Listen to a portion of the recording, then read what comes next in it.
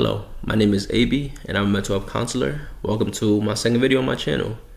Um, so I like to just talk about topics that I feel like are interesting, pique my interest, and I think will just help the community in general. So if you're here, thank you for being here. So today I want to talk about consent. And the most basic principle of consent is basically, you have to get people or give people the understanding that yes, something is okay, or no, something is not okay when something is going on. I run this group with a group of boys, adolescents, and I took this a little bit further with them. And we spoke about consent not in the context of relationships, but consent in the terms of friendships and the way we interact with people. I think a lot of the times we take no response as a response, when in reality we need to get a very direct response, right? If something is going on within our friend group, we have to be able to acknowledge that something is okay or it's not okay. And we have members of our friend groups who are not really outspoken, right? They're really soft-spoken and they don't really say things when it makes them uncomfortable. And some soft-spoken people or very outspoken people, they could feel at times like, oh, something really weird is happening right now, something I don't like is happening right now, but they don't have the ability to say something about it, right? We all go through things in our childhood and our adolescence that affect our ability to speak up for ourselves. Some of us are stuck in flight or flight. Some of us are stuck in freeze, and our nervous system gets overloaded because when things happen, we get triggered. And when we get triggered, we don't know how to interact in a way that's productive. And for me, I think that when it comes to consent, we all have to have the ability to acknowledge that not everybody has the ability to speak up for themselves in all situations. And we can counteract that by saying, okay, something in this situation might be going in a way that makes somebody feel uncomfortable. And this can look like we having a conversation about something that's very sensitive, right?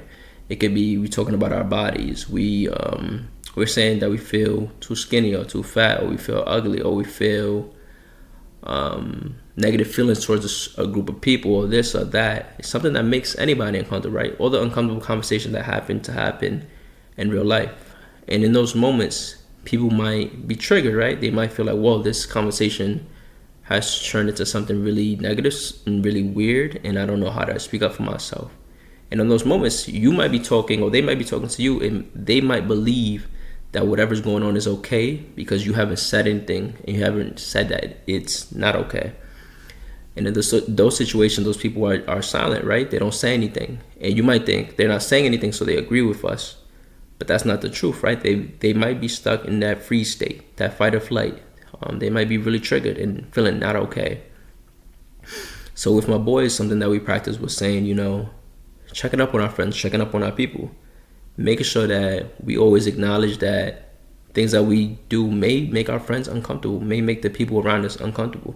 So we have to check in on them if we really do care about them as friends, right? We have to ask them, are you okay with this? Are you okay with that? So if you feel comfortable and you feel outspoken enough, checking up on the people that, we really care about, it's okay to do. And maybe in the moment with big groups, you're not going to check in with them, but maybe after you check in with them. Not all of us have the same ability to be outspoken about things that make us uncomfortable because of our past, because of how we were raised, and shame and things like that.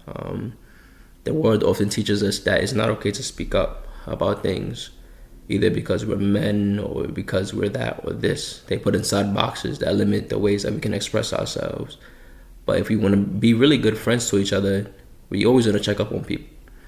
And if we do that within our small little groups, then imagine us taking that thinking of, I'm going to check in on you and make sure you're okay in this situation. But imagine us doing that with strangers. And we can expand that and expand that and expand that.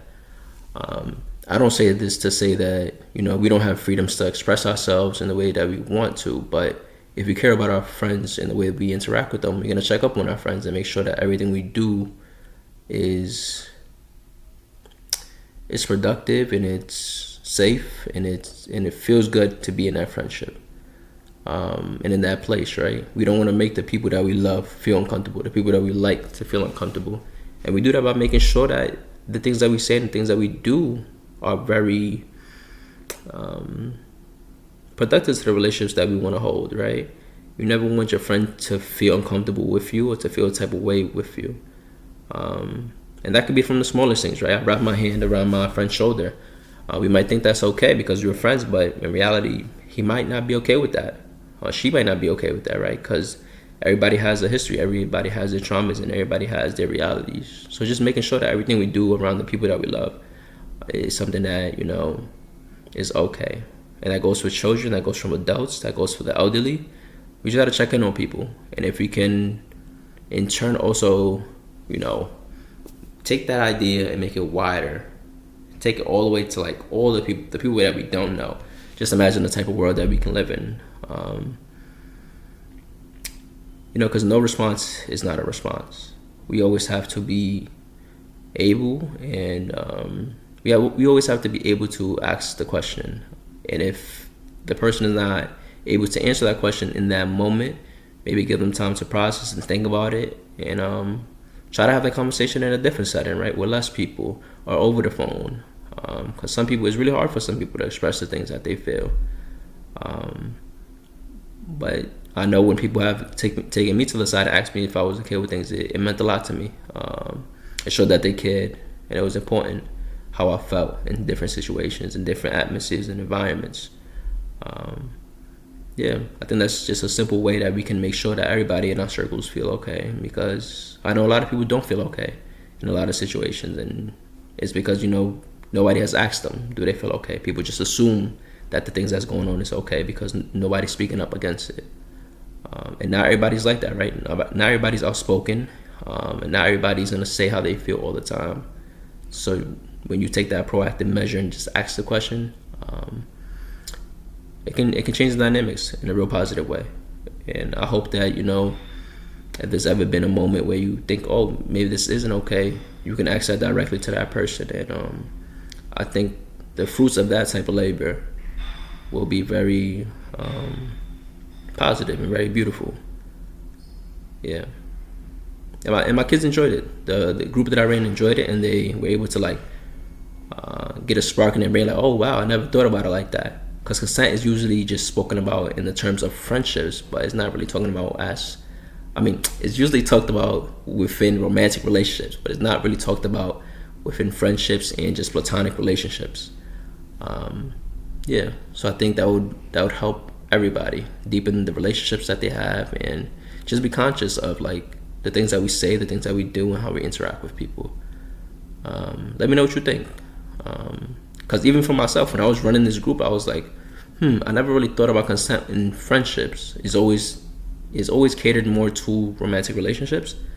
But when it comes to friendships, it's not really talked about much. So let me know what you think. Let me know if it sparked a little light in your brain. I hope you enjoyed the video, and I hope this was worth your while. Enjoy your weekend. Hope you enjoy.